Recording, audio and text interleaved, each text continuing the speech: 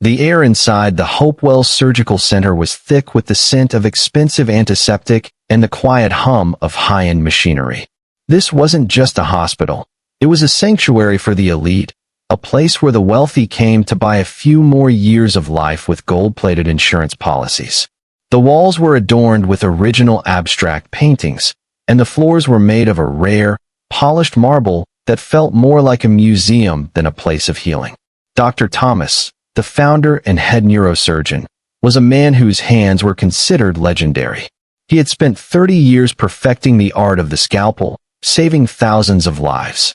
But lately, as he walked the corridors of his billion-dollar clinic, he felt a profound sense of emptiness. He noticed that the nurses no longer smiled at the families in the waiting room. He saw junior doctors discussing stock options and luxury cars instead of patient recovery. The facility had become a factory of clinical efficiency, where human suffering was measured in billable hours and the quality of care was dictated by the weight of a patient's wallet.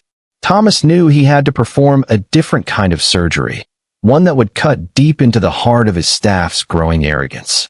He needed to find out if the spirit of the Hippocratic Oath still lived within those expensive walls, or if it had been buried under piles of profit. He reached out to his twin brother, David.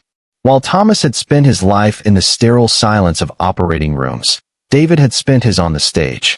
He was a veteran character actor, a man who could transform his entire presence with nothing but a change in posture and a look in his eye. Thomas asked David to perform the most demanding role of his career, a man with nothing, seeking mercy in a palace built for the rich. "I want to see if they still remember why they became healers, David," Thomas said, his voice heavy with a quiet grief. "Show them the face of the man they've chosen to forget. Show them the person who doesn't have a platinum card."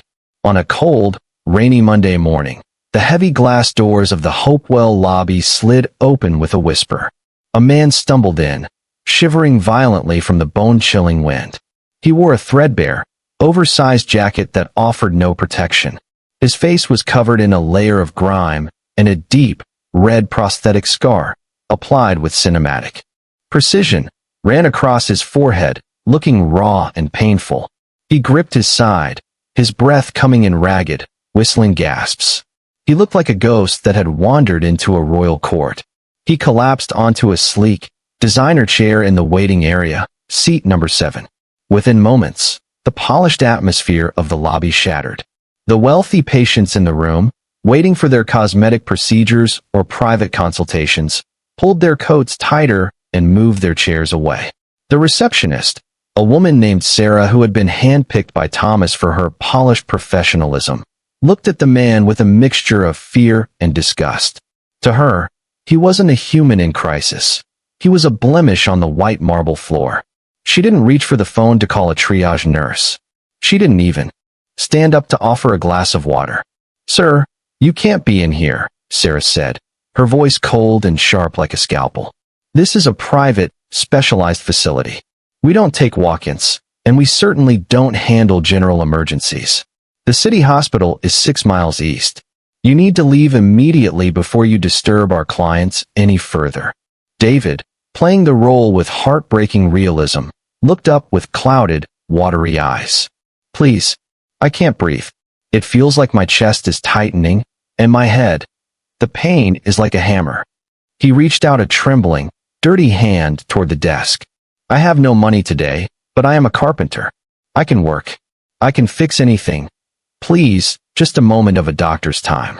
A junior surgeon named Dr. Miller, dressed in a perfectly pressed blue scrub suit that cost more than a month of a carpenter's wages, walked into the lobby.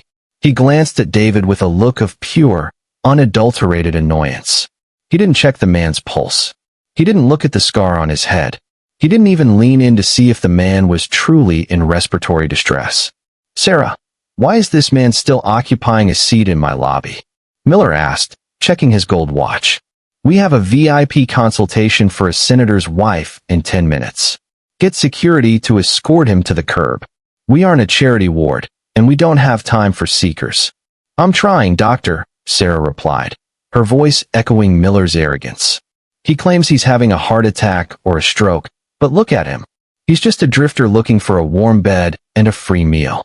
He's ruining the ambience for the paying patients. Two security guards approached seat number 7. They didn't offer a wheelchair or even a steadying hand. They grabbed David by the shoulders and hauled him to his feet. As they dragged him toward the exit, David leaned into the roll, his body going limp. He hit the floor with a sickening thud, right at the feet of the security team. Dr. Miller didn't move. He stood with his arms crossed, a look of boredom on his face. Call a public ambulance to pick him up from the sidewalk. Just get him outside the glass doors. I don't want his filth on the rug when the senator's wife arrives. Suddenly, a voice boomed from the balcony above, a voice that carried the weight of absolute authority. Stop. Right. There. The entire lobby froze. Dr. Thomas stood at the railing, his face a mask of cold, terrifying fury. He didn't use the elevator. He walked down the grand staircase slowly, his eyes fixed on Dr. Miller like a predator. The silence in the lobby was so absolute that the only sound was the rain hitting the glass. Thomas walked straight to the man on the floor. He didn't care about his expensive suit. He knelt in the dirt and the grime, ignored the smell of the damp clothes, and placed a hand on the man's neck to check for a pulse. Is this the medicine I taught you, Miller? Thomas asked, his voice low and vibrating with a rage that made the junior doctor tremble. Is this the oath you took in front of your peers? To wait for a VIP while a man's life hangs in the balance at your very feet. Sir, he's a vagrant, Miller stammered, his face turning a deep, shameful shade of red. He had no records, no insurance. He was disturbing the atmosphere of the clinic. I was just trying to maintain our standards.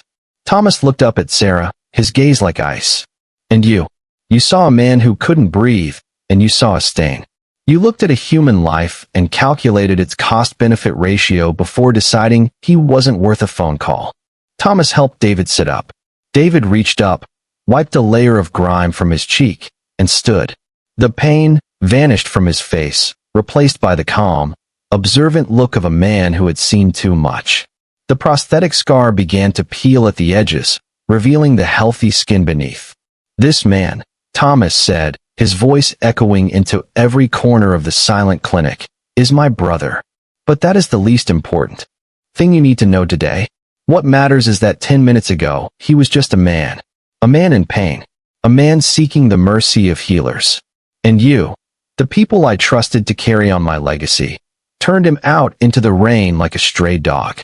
Thomas looked at Dr. Miller's name tag as if seeing it for the first time. Miller, you are suspended indefinitely. Your focus on VIPs has blinded you to the reality of human suffering. You have the skills of a technician, but the heart of a machine. You will not practice in my clinic again until you learn what it means to be a servant. He then turned to Sarah. And you are fired. I hired you to manage a clinic of hope, not a gated community for the wealthy. Pack your things. Thomas turned to the entire room, including the wealthy patients who were now looking down at their shoes in shame. From this day forward, seat number 7 will remain empty. It will be the mercy seat. Anyone who sits there, regardless of their clothes, their race, their bank account, or their status, will be the first person seen by the head of staff. If you cannot handle the sight of a poor man in your lobby, then you have no business being in a place called Hopewell.